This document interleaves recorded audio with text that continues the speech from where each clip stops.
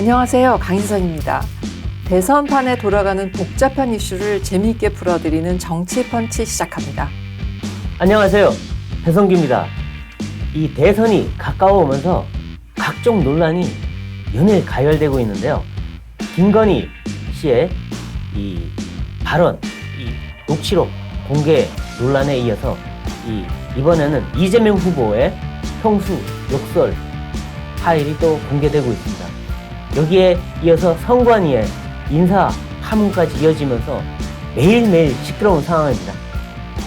오늘은 국민의힘 공동선대위원장이었던 김민전 경희대 교수 모시고 이 복잡한 이슈들을 하나하나 풀어보겠습니다. 안녕하세요. 네, 안녕하세요. 네. 네, 아유, 오랜만에 뵙습니다. 네. 그 국민의힘에서 공동선대위원장을 맡았다가 금방 선대위가 해체가 됐죠. 네. 선대위원장을 며칠이나 하셨어요? 저는 딱 하루 인사말 하고요. 그리고 선대위가 해체가 되었습니다. 보통 3일 천하는 하는데 뭐 하루 만에 해체가 되어서요. 너무 빨리 해체됐죠. 네. 그래서 무슨 일이 어떻게 일어났는지 사실 정확하게 지금도 잘 모르겠어요. 그러나 어찌됐든 간에 뭐 마치 그 혼인신고하기 이전에 이혼한 것처럼 그렇게 돼버렸습니다. 그러니까 결혼 발표는 했는데 혼인신고는 안 하고. 그래도 파견까지는 아니잖아요. 그러니까 물론입니다. 저는 뭐 윤석열 후보 지지하고요. 네. 더더욱이나 정권 교체가 굉장히 필요하다라고 하는 것은 네. 뭐 이미 한 2년 전부터 계속해서 얘기를 해왔기 때문에요. 그에 대한 저의 입장은 전혀 변화가 없습니다. 그렇죠. 단지 네. 선대위가 그냥 절차적 그러니까요. 행정적으로 없어져 버리니까 그냥 사라져버린 거죠. 누구도 예측하지 못했던 일이었잖아요. 사실 네. 그거는. 그러니까 공동선대위원장으로 발표가 되고 임명장은 받기 전에 이제 그게 해체가 됐다는 말씀이신 그렇습니다. 거죠? 임명장을 받은 건 없고요. 네. 하루 가서 인사말 했고요. 인사말 하자마자 이제 소위 말하는 김종인 위원장 중심의 쿠데타라고 언론은 표현하죠. 네. 네. 쿠데타가 있었고요. 거기에 대한 또 진압이 네. 있어서 결국 선대위가 해체가 되었습니다. 네. 그 과정에서 뭐 저는 정확하게 뭐가 어떻게 일어났는지 큰 회오리에 휘말린 것 같은 느낌 네. 이런 느낌이어서 잘 모르겠습니다. 네. 그러나 어쨌든 결과적으로 보면 선대위의 해체는 윤석열 후보를 위해서는 바람직한 일이었다. 그렇게 네. 보시는구나. 그 이후에 윤석열 후보의 지지율이 차고 올라갔거든요. 네. 그렇게 보면 굉장히 바람직한 일이다. 그렇죠. 결과적으로. 그러니까 네 분이 제일 안 좋아요. 그러니까 네 분이 엄청 심했는데 그게 어쨌든 해결이 됐다는 측면에서 오히려 좋았던 면이 있는 적은 거죠. 가까이 있다 그러죠. 그렇죠. 네. 네. 아니 그런데 그 사실 뭐 그 전에도 정치 이슈에 관해서는 뭐 여러 가지 뭐 방송이든 어디든 의견을 많이 이야기했지만 그 공동선대위원장을 시작한 이후로 이제 페이스북에서 본격적으로 여러 가지 이슈에 대해서 의견을 계속 얘기하고 있는데 그거는 어떤 활동의 일환이라고 보면 될까요? 사실 뭐 좀 기억을 하고 싶다라고 하는 차원이고요. 네. 한편에 있어서는 이 선거에 있어서 왜 정권 교체가 필요한가 이것에 대한 얘기를 하고 싶고요. 또 다른 한편에 있어서는 또 저의 기억을 좀 남기고 싶다 이런 생각도 있는데요. 아주 대표적으로 제가 선대위에서 인사말로 얘기했던 것이 물론 인사말 해라라는 얘기는 없었는데 위원회를 갔더니 네. 인사말이 있더라고요. 네. 그 인사말로 했던 것 중에 하나가 2018년 지방선거에서 울산 그 시장 선거에서 청와대에 8개 조직이 선거에 개입한 그렇죠. 것으로 맞아요. 2020년 1월에 검찰이 기소를 했는데 네. 이것에 대한 재판이 이루어지고 있지 않다. 그렇죠. 지금 몇 년째인지 모르겠어요. 네, 그렇습니다. 네. 또 하나는 2020년 총선에서 우리가 선거법에서는 6개월 이내에 재검표를 네. 하도록 되어 있습니다만은 아직도 재검표가 제대로 이루어지고 있지 맞습니다. 않다. 네. 이 두 가지 얘기를 했습니다. 네. 근데 이 두 가지 얘기를 뭐 지금은 이제 선관위가 굉장히 이슈가 되어서 좀 그렇습니다만 그동안에 이걸 공식적으로 얘기하신 분들이 별로 안 계셨어요. 네. 그런 가운데 이 얘기를 했는데 저는 이것을 여당 의원들이 굉장히 불편해하지 않을까 이 생각을 했는데 저한테 반응이 온 것은 오히려 야당 정치인 두 분이 반응이 왔습니다. 그랬어요? 네. 네, 뭐 이것에 대한 얘기를 지금 선거 기간이기 때문에 제가 뭐 여기서 굳이 하지는 않겠습니다. 그분들이 누구시인지. 네. 그러나 그 야당 정치인 두 명이 왜 반응을 했을까? 그것에 대한 저의 의문은 아직도 풀리지 않고 있고요.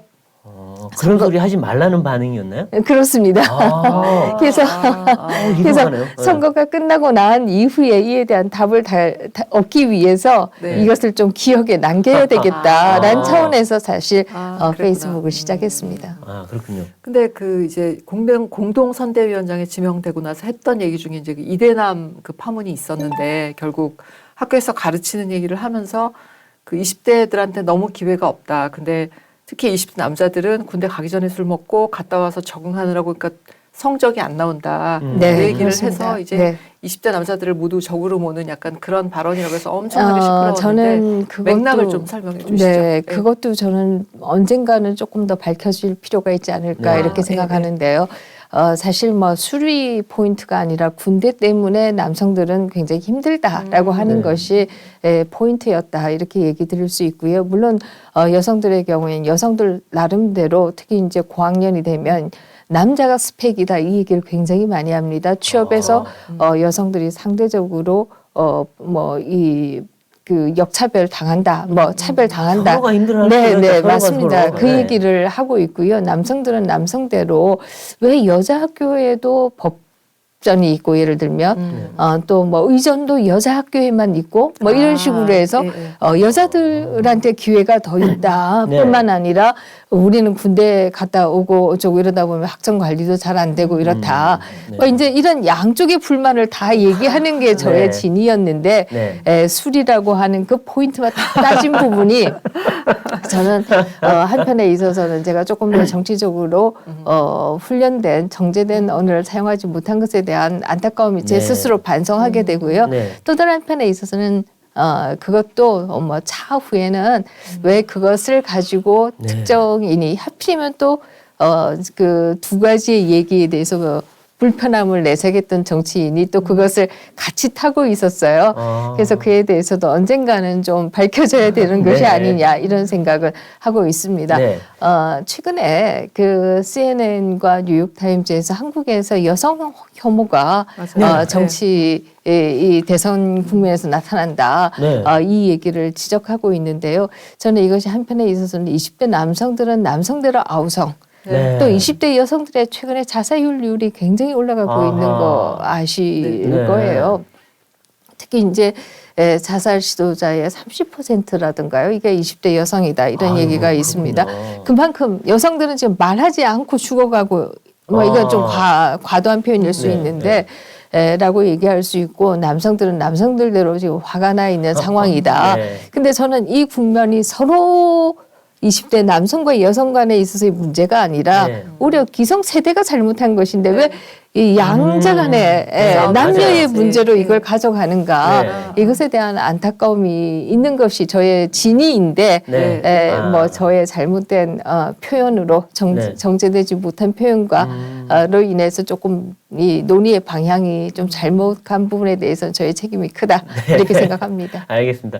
근데 이번에 보면 어쨌든 이준석 대표가 다시 이제 이 당으로 돌아오면서 복귀하면서 지금 뭔가 여가부 폐지 등등 해갖고 뭔가 반여성적인 거, 그 다음에 2030 남성들, 소위 이대남들을 겨냥한 공약, 그 다음에 이런 활동들을 하면서 그쪽에서 20대에서 지지율이 굉장히 많이 올라갔다. 이런 얘기가 있어요. 그러니까 그런 측면에서 보면 우리 윤석열 후보와 국민의힘은 여성표보다는 남성표, 이대남을 그 겨냥한 지금 공약을 집중적으로 하고 있다. 이렇게 봐도 될까요? 제가 앞에서 말씀드렸지만 지금 현재 상황이 20대 남성들은 분노를 지금 표현하고 굉장히 활발하게 커뮤니티 활동을 하고 네. 이것을 통해서 여론 조성들을 하고 있다. 이렇게 얘기 드릴 수가 있고요. 네. 거기 반해서 20대 여성들의 경우에는 그냥 자포자기. 이게 지금 조직화가 안 돼 있어요, 거기는. 네. 상당히 심한 것이 아니냐 네. 이런 생각을 하고요. 저는 어쨌든 20대에게 좀 더 기회를 가는 그런 정부가 나와야 된다 이렇게 생각하는데요. 네. 예를 든다라고 하면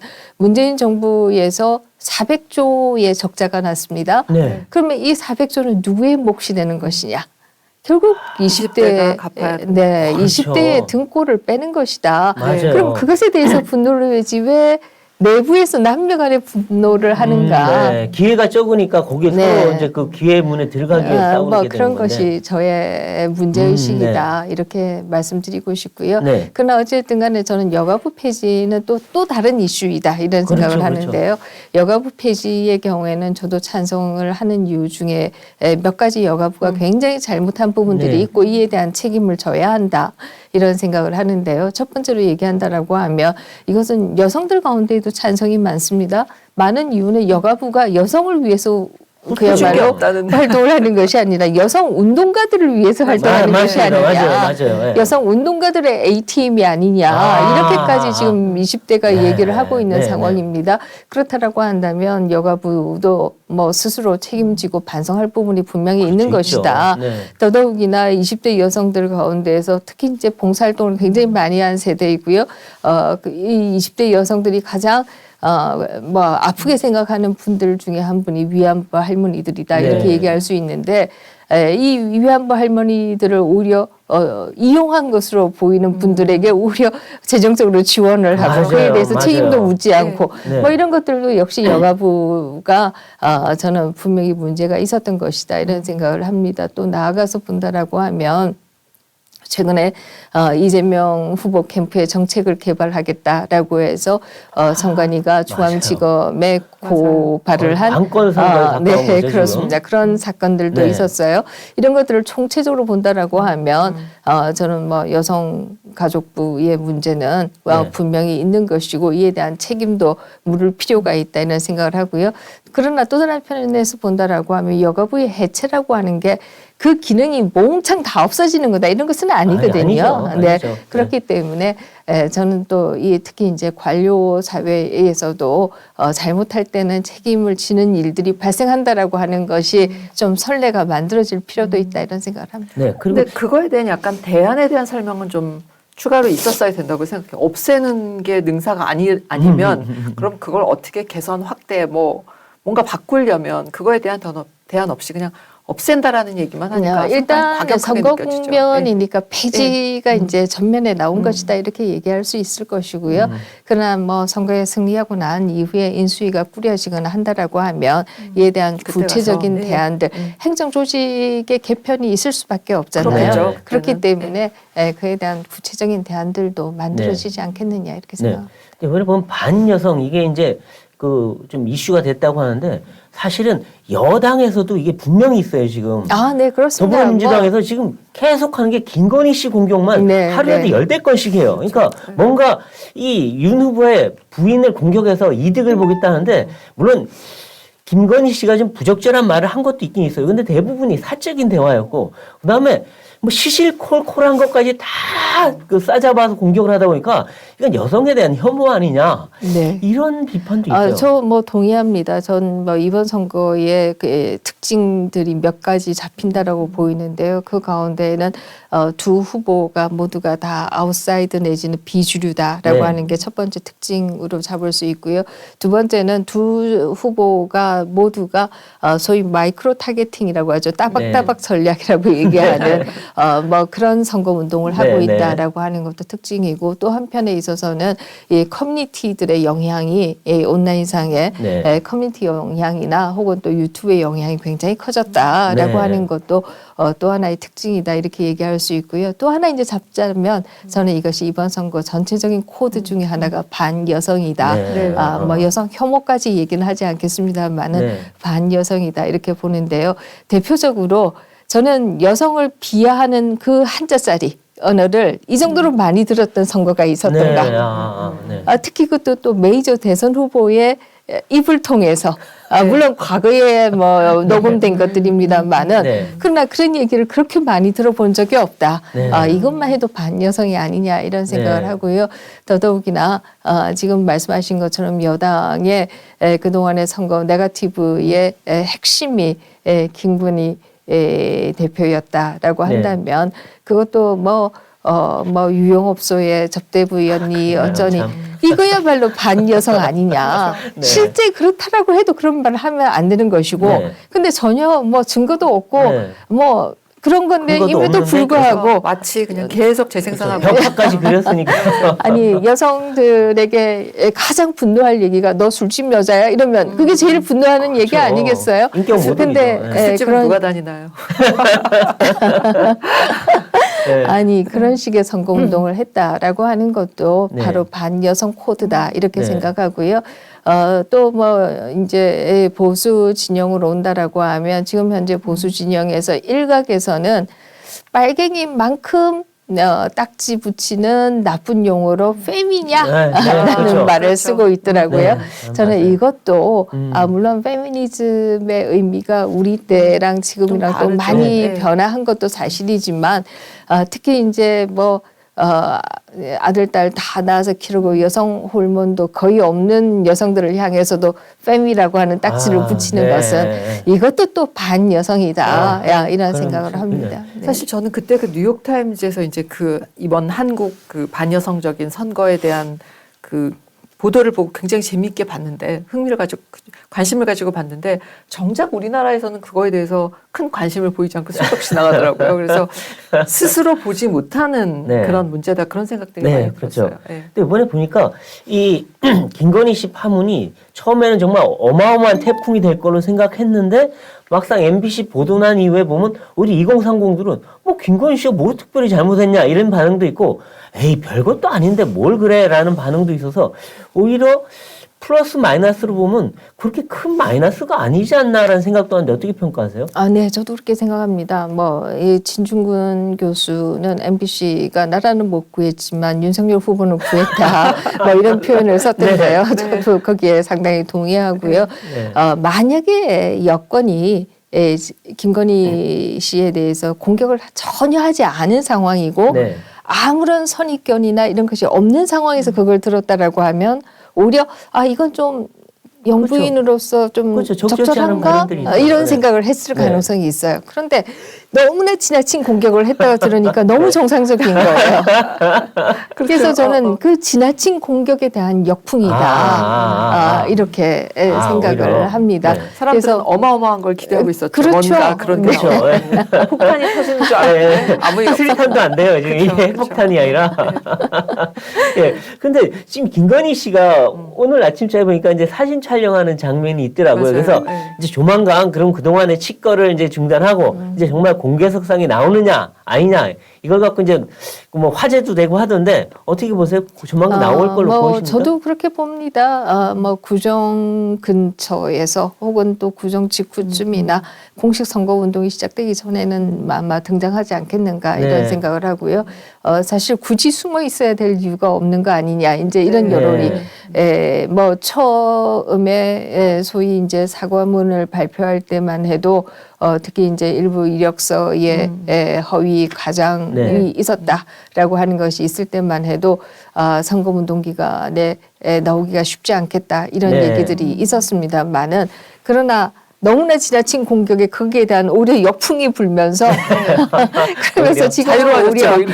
그렇습니다. 네. 근데 그 사적인 발언에 나오는 부분은 좀 부적절한 게 있었어요. 그래서 혹시 공적인 자리에 나와서 또 그런 유사한 얘기가 나오면 이거는 좀 국민들이 받아들이기 쉽지 않지 않느냐. 그래서 그런 우려들은 좀 있어요. 네, 아무래도 사적인 자리에서 네, 그렇죠. 아무래도 뱅콕에서 술을 드시는지 안 드시는지 모르겠습니다만 자주 먹습니다. 술자리에서 하시는 얘기와 여기 네. 나와서 하시는 그쵸. 얘기가 아니, 다르죠. 100% 같지는 네, 않을까 네. 아니겠습니까?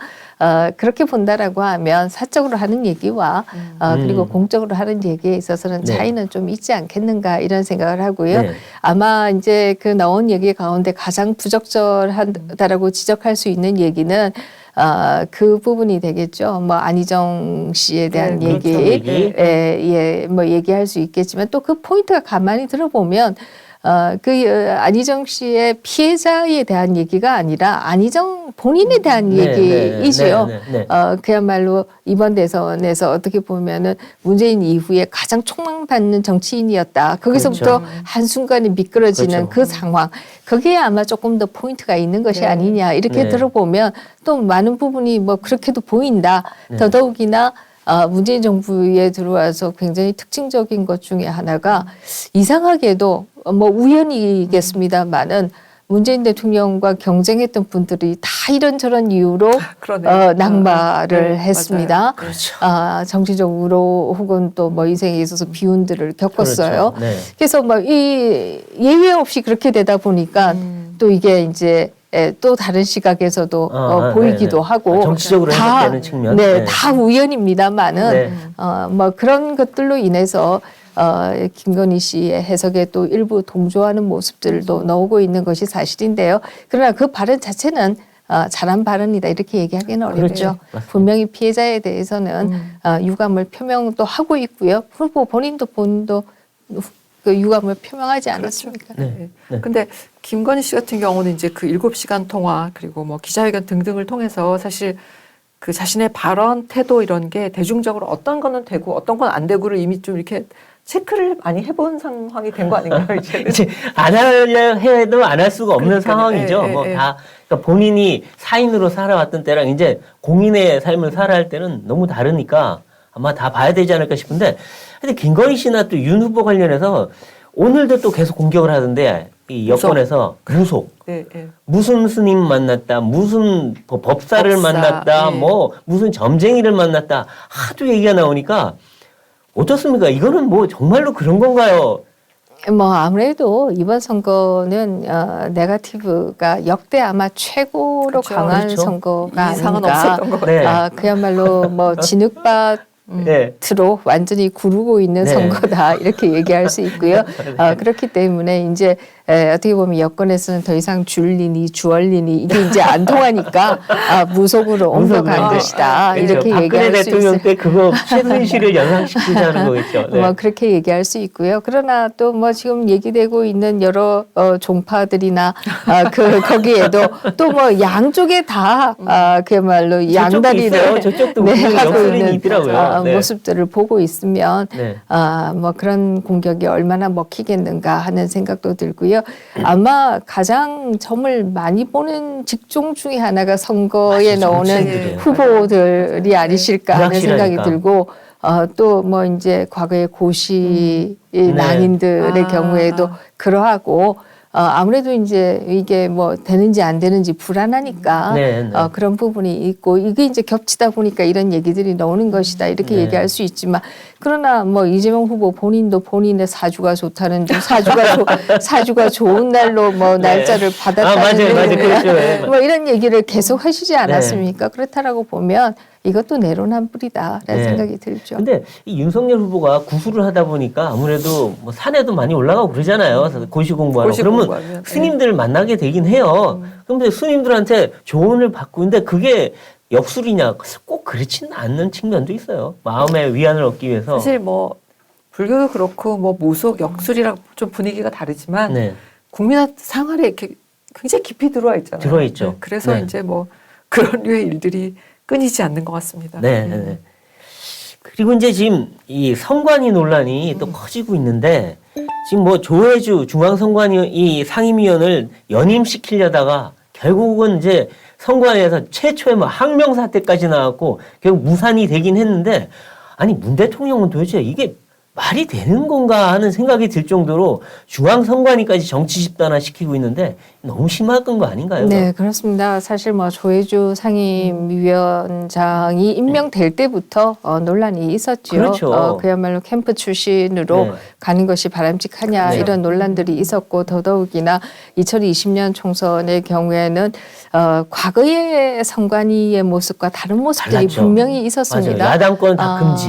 네, 여당권 허용. 뭐 그런 부분들도 있었을 뿐만 아니라 우리가 2000년 미국 대선에서 플로리다에서 맞아요. 반달표 재개표. 논란이 있었을 때 네. 그 당시에 우리나라의 소위 이제 정치에 좀 관심이 있는 분들은 야 미국이 저렇게 후시냐? 그렇죠, 그렇죠. 우리나라는 선거 관리 얼마나 잘하는데 네. 그야말로 뭐 한 표 맞아요. 차이도 안 나게 네. 재검표하면 딱 그대로 나오기도 하고 이렇게 했던 나라였습니다. 네. 그러다가 2020년 총선에서 일부 재검표된 지역들을 보고도 상당히 놀라고 있는 것은 사실입니다. 네. 제가 뭐 굳이 부정선거가 있었다 없었다 이런 얘기를 하고자 하는 것은 아니고요.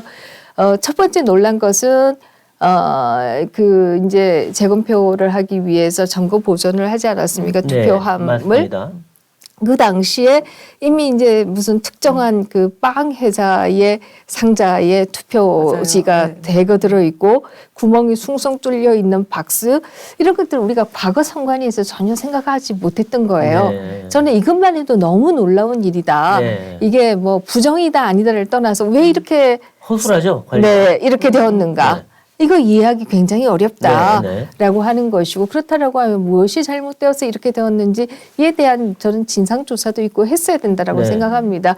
근데 그런 것이 없이 그냥 무작정 다 그냥 누르기만 하는 네. 이런 분위기 이런 건 굉장히 잘못되었다 이렇게 생각하고요. 또 일부 재검표가 있었던 지역들에서도 과거에 우리가 뭐 문세표 이런 네. 예도 있지 않았습니까? 네. 단 3표 차이로 그래서 재검표를 했지만 똑같이 똑같죠. 그대로 네. 되는. 근데 이번에는 왜 이렇게 오차도 클 뿐만 아니라 네. 이해할 수 없는 투표 용지들도 있었는지 이런 네. 것에 대해서는 오히려 선관위 스스로가 우리가 맞아요. 이걸 좀 진상조사를 정확하게 하겠다 왜 이렇게 되었는지 맞아요. 우리는 자부심이 있는 집단이다 네. 이렇게 나왔어야 되지 않았을까 하는 생각을 저는 굉장히 좀 아쉽게 보고 있었습니다.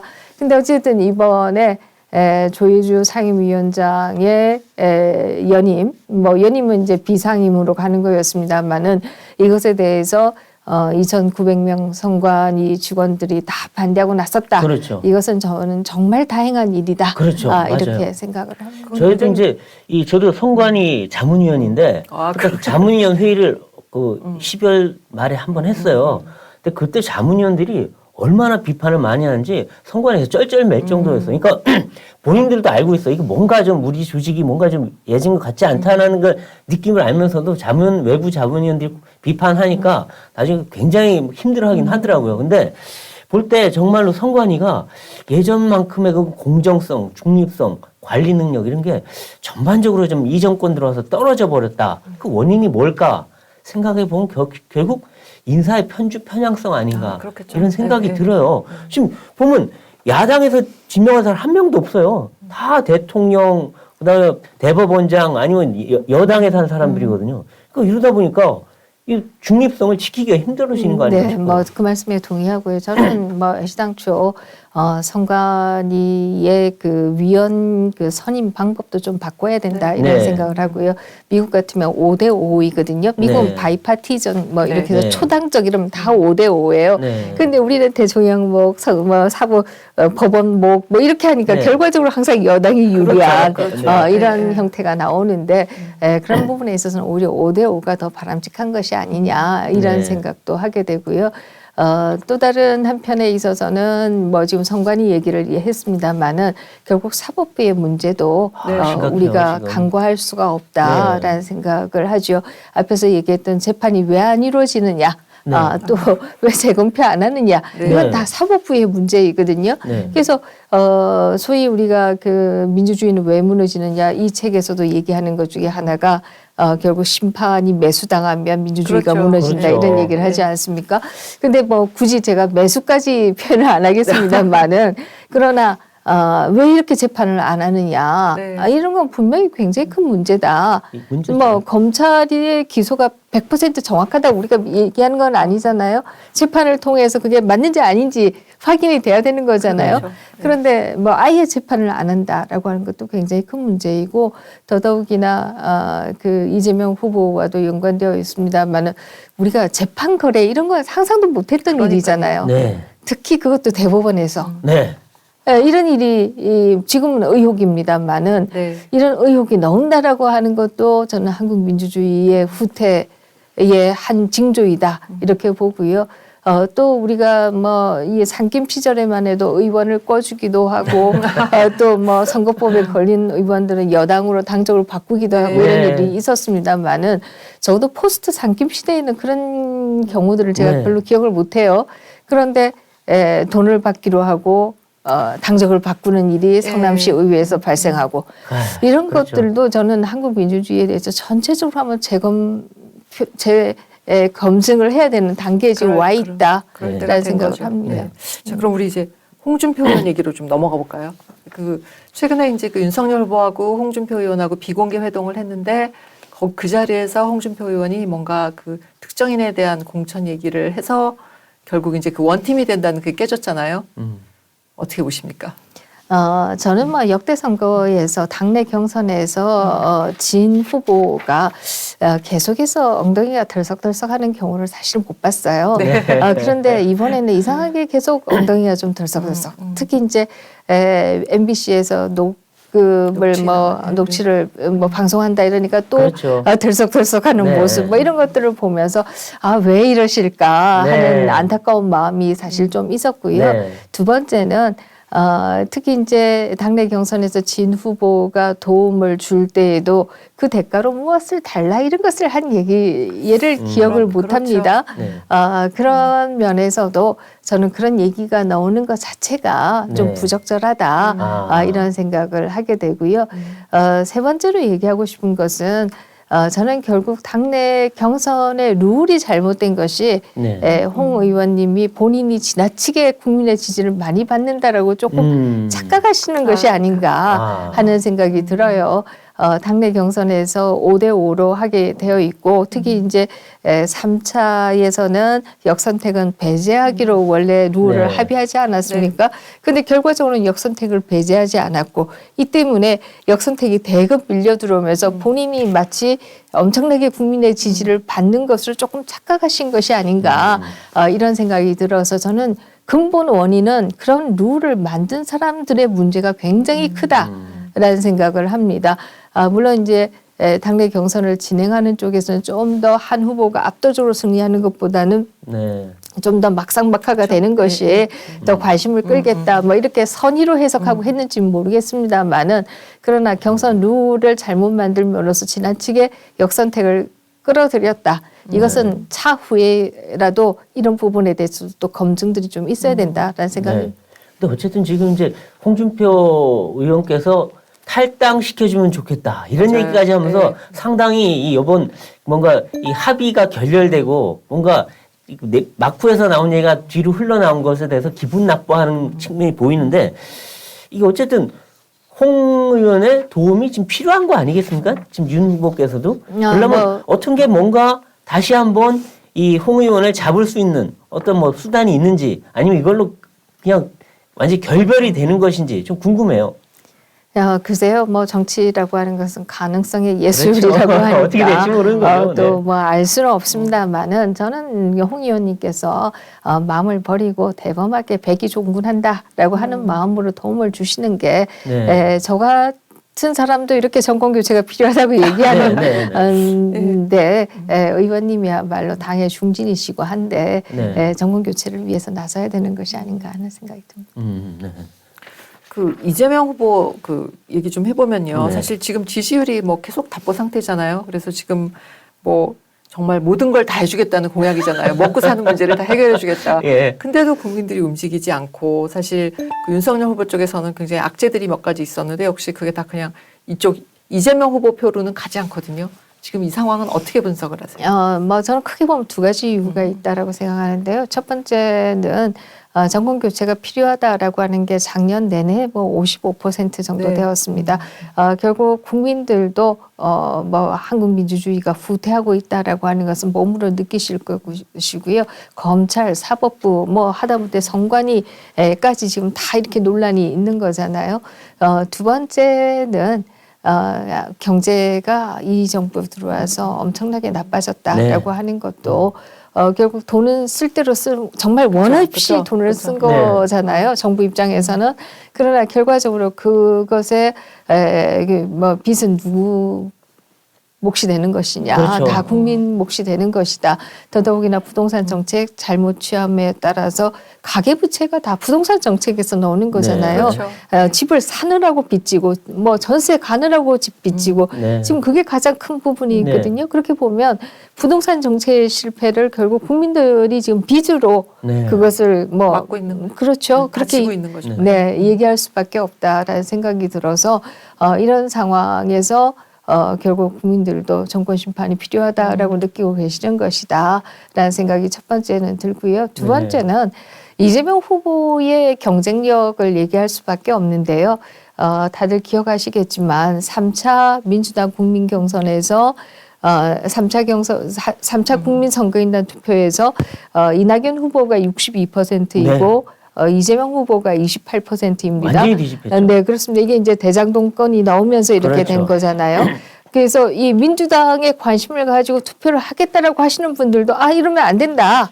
네. 라는 생각을 하신 거잖아요. 물론 안 된다는 건 도덕적으로 안 된다라고 생각하시는 분들도 있을 것이고, 이래가 선거 못 한다라고 생각하시는 분들도 있을 그렇죠. 것이고. 그 0.몇 프로 차이로 뒤집어질 뻔했어요. 잘못하면 정말. 네. 뭐 저는 이렇게 국민 경선에서 이것도 한두 표도 아니고 24만 명이 투표해서 그렇죠. 이런 결과가 나왔다라고 하는 것은 이재명 후보로서는 안 되겠다라고 하는 분들이 그만큼 많았던 많다. 것이다. 네. 이게 이제 이재명 후보의 경쟁력을 얘기하는 것이다. 네. 이렇게 생각합니다. 그렇죠. 그러니까 이거 뭐든지 다 해주겠다는 토탈 퍼주기를 하는데도 사람들은 이제 안 믿는 것 안 같아요. 믿는 잘. 거죠. 안 믿는 거죠. 또 해줘. 아유, 근데 그 돈 어디서 나? 이런 얘기하면서 도덕성까지 또 생각을 하다 보니까 안 오른가 싶긴 한데 요번에 이제 김만배 씨 녹취록이 또 나왔어요. 또 나왔는데 이번에 보면 성남을 자기가 포기할 것 같으냐. 성남은 내 거다. 이런 취지로 얘기하면서 성남 개발 사업 다 추진하겠다. 그리고 해서 공무원들 다 만나고 있다. 이런 얘기를 하는데 거의 대장동 때랑 똑같은 얘기예요, 지금. 그러니까 그분 생각이 또 나는데 야, 이거 결국 이재명 후보한테 또 이게 악재가 되는 거 아닌가 생각도 들어요, 이게. 사실 대장동뿐만 아니라 백현동 문제도 있고요. 네. 제가 사실 그 시기에 성남에서 살았습니다. 네. 그 백현동 아파트는 제가 지을 때부터 네. 아니 저 땅에 어떻게 저렇게 지을 수 있나 지나가다가 이렇게 보면서. 그 생각을 할 때였고요. 네. 또 뭐 정자동의 강가에 지은 아파트도 아니 강가에 나홀로 아파트인데 어떻게 저렇게 용적률을 높여줄 수 있나 다 생각했던 것들이에요. 네네. 근데 그렇지만 이게 이런 어떤 비리의 의혹이 있어서 이렇게 했다 이런 생각은 못 했었고요. 네. 한편에 있어서는 어떻게 저게 되지? 뭐 이런 생각을 했던 것들이라는 면에서도 네. 좀 배신감이 느껴지고 또 다른 한편에 있어서는 대부분의 유권자들은 성남에 살고 있어도 이런 일들이 일어나고 있다는 걸 모른다는 사실이 그렇죠. 지방자치의 문제점이 아닌가 하는 생각이 들어요. 그래서 저는 지방정치가 과연 어디로 어떻게 가야 되느냐 네. 이거 진짜 심각하게 생각하고 있는데요. 그렇죠. 저는 그중에 대안으로 좀 말씀드리고 싶은 것 중에 하나가 지금 광역의회가 서울과 경기도가 90% 이상이 민주당입니다. 그렇죠. 싹쓸이 했어요. 싹쓸이. 네, 그렇습니다. 이게 2006년에는 정반대로 이제 네. 그 당시에는 한나라당이 싹쓸이를 거의 네. 100%로 했었고요. 근데 이러면 견제와 균형이 이루어지겠는가? 안 되죠. 네. 특히 이제 지방 언론은 더 취약할 수밖에 맞아요. 없잖아요. 네. 중앙 언론보다. 그러니까 언론이 감시가 잘 안 돼요. 그렇죠. 그렇기 때문에 적어도 의석에 있어서 좀 견제와 균형이 이루어질 정도의 야당 의석이 있어야 될 텐데 네. 하는 생각이 들어서 저는 광역의회의 선출 방식도 좀 바꿔야 한다라는 생각이 들고요. 이제 특히 이제 지역 구도로 인해서 특정 지역은 또 특정 지역대로 다 특정 정당이 다 싹쓸이하는 이런 상황에서 무슨 견제와 균형이 이루어지겠는가라는 생각이 들고요. 두 번째는 지금은 감사원의 지방의회가 감사 청구를 할 수 있는데 의결로 의장이 하도록 되어 있어요. 네. 근데 이게 소수당이 좀 할 수 있도록 해줘야 되는 것이 네. 아니냐. 아, 네. 지방의회 자체가 단체장을 견제할 수 없다라고 하면 네. 감사원의 힘이라도 좀 빌리게 해줘야 되는 것이 아니냐. 그렇죠. 그런 차원에 좀 저는 제도 개선이 필요하지 않을까. 또 감사원이 대장동 그것도 감사 안 하더라고요. 희한해요. 어쨌든. 대장동은 뭔가 아무도 안 네, 건드리는 건들면 안 되는 네. 성역처럼 돼 있어요. 그러니까 검찰도 지금은, 경찰도. 너무 이제 이게 선거 국면이고 네. 그래서 너무 정치화되어 있어서 아마 감사원도 몸을 사릴 것이다라는 생각은 드는데요. 그러나 이 정도 정치화되기 이전에는 감사원도 얼마든지 했어야죠. 뛰어들 수 있을 것이다. 네. 그런 면에서 의회 소수파에게도 감사를 요구할 수 있는 권한을 주자라는 네. 얘기를 좀 드리고 네. 싶습니다. 그리고 재판거래 의혹을 아까 이제 얘기하셨는데 이게 이제 대장동에 처음에 그 권순일 대법관 얘기였는데 요번에 또 나온 게 김만배 씨 녹취록을 보면 은수미 시장 네. 이 사람 시장직은 살려둘 거다. 그리고 재판에서 잘 나올 거다 했는데 바로 똑같이 나왔어요. 이거 보면서 야 은수미 이쪽도 결국에는 그때 그 원래는 그 선거 무효형 당선 무효형으로 갈 거였는데 살아났단 말이에요. 여기서도 또 재판 거래력이 네, 또 제가 있어요. 사실 뭐 그 얘기를 보면서 네. 성남만 김만배 씨의 땅이 아니라 사법부도 김만배 씨의 땅이었구나 네, 하는 그렇죠. 생각을 할 수밖에 없고요. 네. 저는 그런 면에서도 이게 한국 민주주의가 그야말로 얼마나 흔들리고 있는가라고 네. 하는 것을 보여주는 것이다. 사실 민주주의라고 하는 게 뭐 인권 이런 것도 다 중요합니다만은 크게 보면 네. 자유롭고 공정한 선거 또 하나는 법치잖아요. 네. 그렇죠. 이 법치도 흔들리고 공정한 맞아요. 선거 또 뭔가 문제가 있어 보이고 네. 뭐 이렇다라고 한다면 민주주의가 너무나 후퇴하고 있는 것이 아니냐. 사실 민주당 정권에서 민주주의가 후퇴하고 있다라고 하는 이 얘기를 하는 게 그러니까요. 얼마나 역설이냐 완전 이런 반민주예요. 생각을 하게 되고요. 제가 이런 얘기를 드리면 아니 무슨 얘기야 지금 한국의 뭐 이코노미스트 같은 경우에 네. 이제 민주주의 지수 한국 민주주의가 미국보다도 높게도 나오는데 무슨 소리야 이런 네. 얘기를 하는데요. 이게 저는 이런 거 자체가 공론화가 그동안 안 되어서 아, 이코노미스트도 다 사실 여론조사로 그렇죠. 하는 그렇죠. 거거든요. 네. 공론화가 안 되다 보니까 아무 문제가 없는 것으로 네, 이렇게 네. 알았던 것이 아닌가 하는 네. 생각이 들죠. 사실 재판 거래라는 말이 행행한다는 것 자체가 아, 사법부가 그럼요. 진짜 큰 위기에 있다는 그런 뜻이죠. 사실 독재 정권 때 그런 사법부를 안 믿었는데 그럼 민주화되면서 사법부가 이제 그나마 제일 높은 그렇죠. 공정성, 네. 중립성이 가장 높고 신뢰할 만한 집단이었고 선관위도 그렇고 다 헌법재판소도 다 그런 데도 되게 높았어요. 근데 이 정권 들어와서 제일 막 엄청 떨어지고 있어요. 그 신뢰도가. 그렇죠. 그러니까 이게 지금 법치의 근간의 그 기관들인데 이 법치와 민주주의 근간의 기관들이 이 문재인 정권에서 흔들리고 있다는 건 너무 좀 심각한 일들인 것 같아요. 그런데 이재명 후보가 대통령 안 되면 자기 감옥 갈 수도 있다고 얘기를 해서 물론 윤석열 후보는 그런 정부는 살아남을 수 없다 이렇게 얘기했지만 그게 아마 지지층 결집을 하느라고 그런 얘기를 했던 것 같은데 실제로는 오히려 더 시끄럽게 별별 얘기들이 다 나오고 있어요 지금.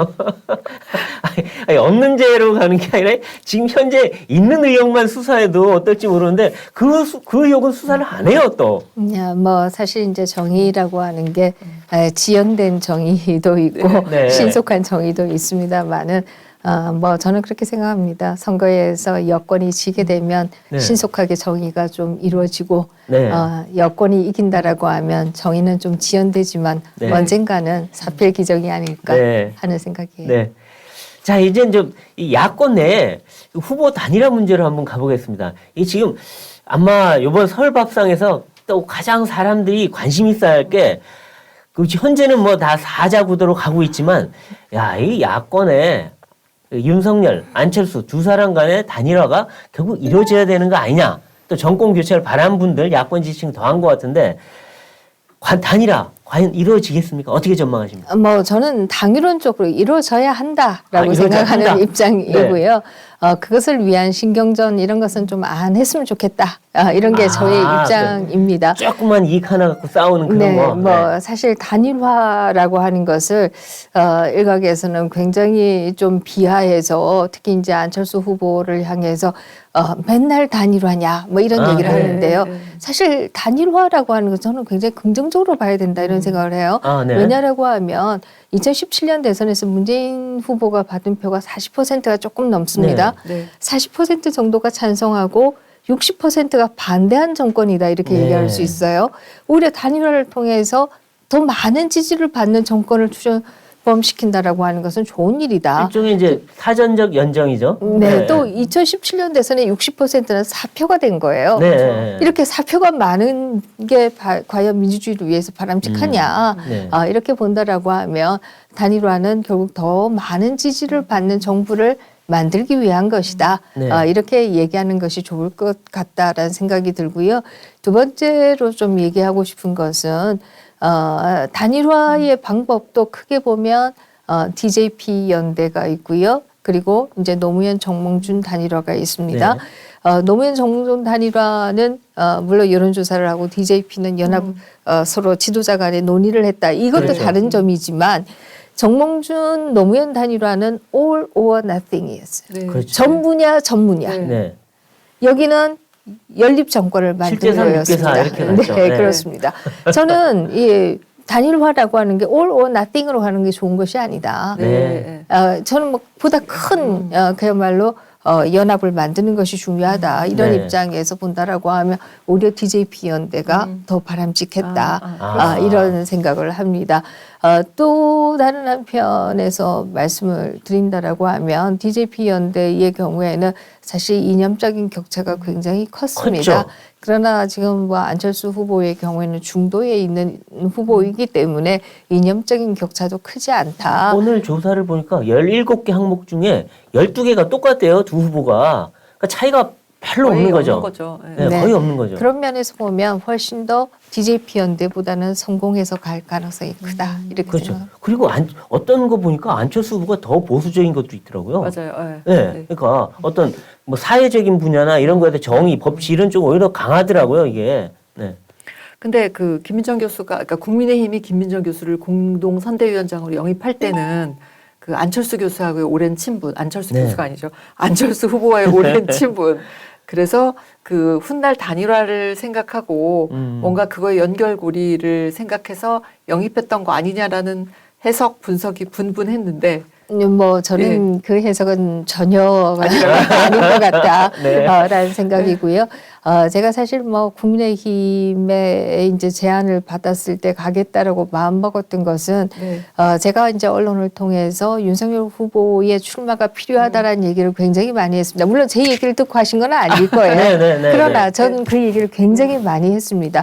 그래서 윤 후보에게는 그런 역사적인 사명을 좀 다해라라고 얘기를 하면서 저한테 제안이 왔을 때 나는 그냥 편안하게 살래요. 나는 못하겠어요. 이 얘기를 하기가 좀 어려웠다. 이것이 제가 승낙을 한 이유였다. 이렇게 얘기를 드릴 수가 있고요.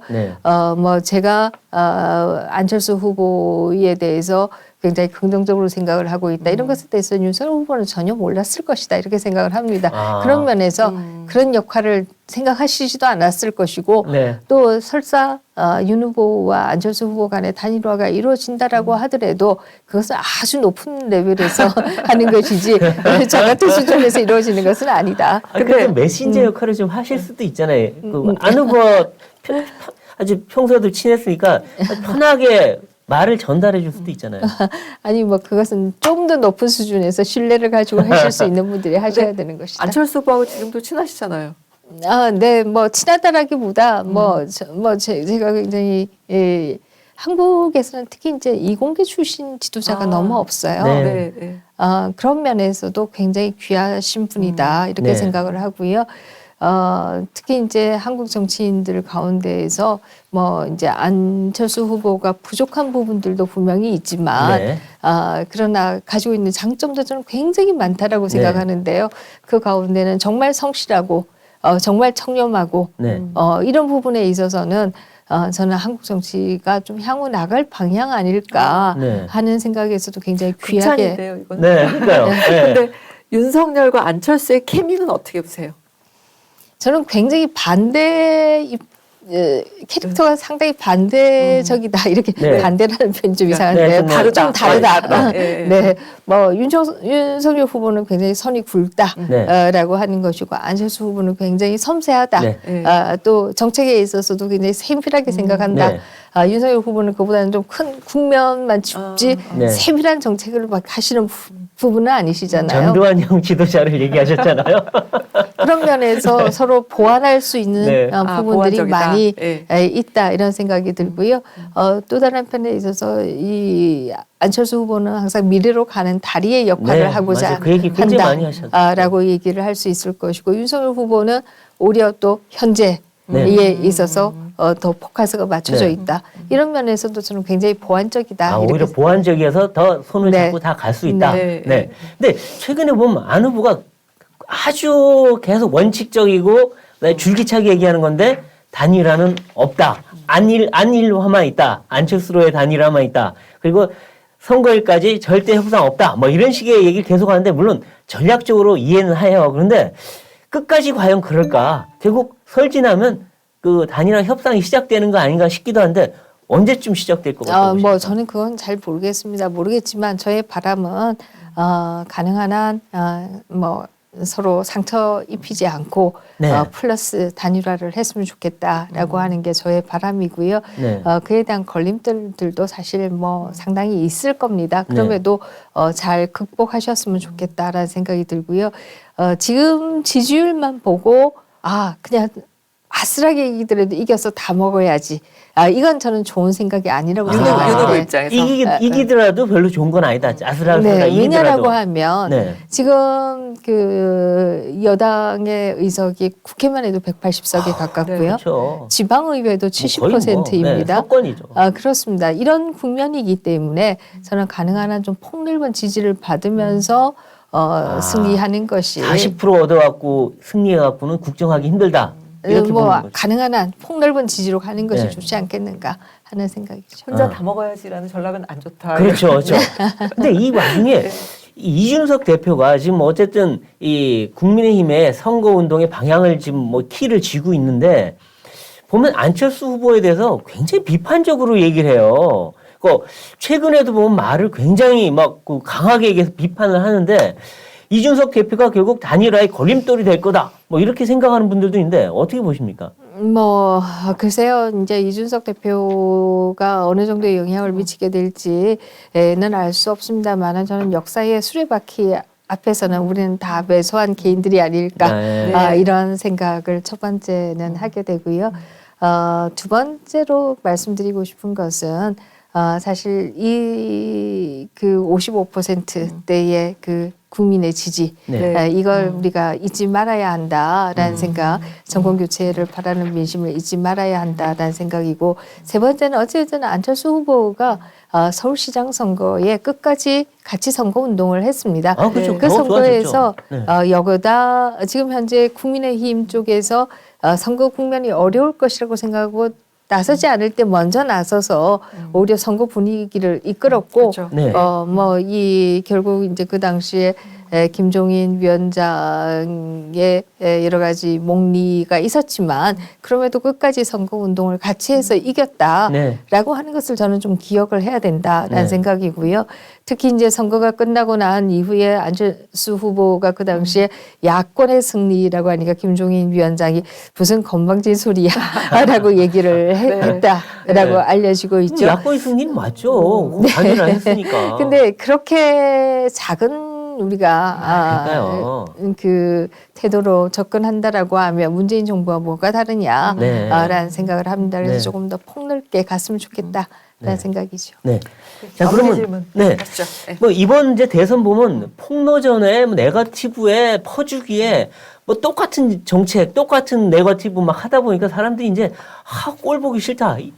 메인 후보들 다 보기 싫다. 막 이런 얘기 하다 보니까 이 선거전이 참 어떻게 보면 차악을 찍는 그런 선거전이 돼보긴 했는데 그래도 유권자들이 이번 대선에 이 표를 찍을 때 기준을 뭘 보고 찍어 주십시오 하는 얘기를 마지막으로 한번 해주시죠. 저는 뭐 세 가지를 말씀드리고 싶은데요. 첫 번째는 한미 동맹의 중요성입니다. 네. 사실 북한과 우리가 1945년에 해방할 당시만 해도 북한이 우리보다 경제력이 앞섰습니다. 네. 그럼에도 불구하고 지금 우리가 이렇게 성장했지만 북한은 그렇게 되지 못한 데는 결국은 우리가 미국과 함께 했다라고 하는 게 핵심적인 이유이다. 그렇죠. 그런 면에서도 한미동맹이 중요하고 또 다른 한편에 있어서는 역사적으로 결국 자유민주주의가 승리해왔다. 네. 이것은 1차 대전, 2차 대전을 통해서도 또 그 이후에 공산주의가 무너짐을 통해서도 결국 자유민주주의가 승리해왔다. 네. 그러므로 우리는 자유민주주의 진영에 속해야 한다라고 하는 얘기를 드리고 싶고요. 두 번째는 한국민주주의가 후퇴하면 우리 아이들이 살 곳은 과연 어떤 세계가 되겠는가라는 생각을 하면서 다시 민주주의를 이렇게 세워야 한다라는 얘기를 드리고 싶고요. 세 번째는 지금 뭐 양쪽 후보가 모두 이제 이기기 위해서 파퓰리즘적인 공약을 합니다만은 그러나 이제는 우리가 우리만 쓰고 가는 세계가 아니라 네. 아이들이 살아갈 세계를 생각하면서 선거를 해야 한다라는 생각입니다. 네. 네, 감사합니다. 알겠습니다. 예. 국민의힘 공동선대위원장이었고요. 그리고 지금은 그 경희대학교에서 정치학 교수이신 그 김민정 교수 모시고 이번 대선 지금 일어나고 있는 여러 가지 분석을 들어봤는데 역시 정치학자라서 우리가 보지 못하는 어떤 세세한 부분들 그리고 더 큰 그림 그런 거를 많이 들을 수 있어서 굉장히 재미있었습니다. 예. 네, 어떤 특정 캠프에 또는 특정 후보를 지지한다기보다는 왜 우리가 대선에서 표를 던져야 되고 어떤 기준으로 표를 던져야 되는지에 대해서 우리 김민정 교수님께서 명확한 3가지 기준을 제시해 주신 것 같습니다. 오늘 정치 펀치는 여기까지입니다. 시청해 주신 여러분 감사드립니다. 나오신 김민정 교수님께도 감사드립니다. 감사합니다. 저는 다음 시간에 더 화끈한 펀치로 찾아뵙겠습니다. 고맙습니다.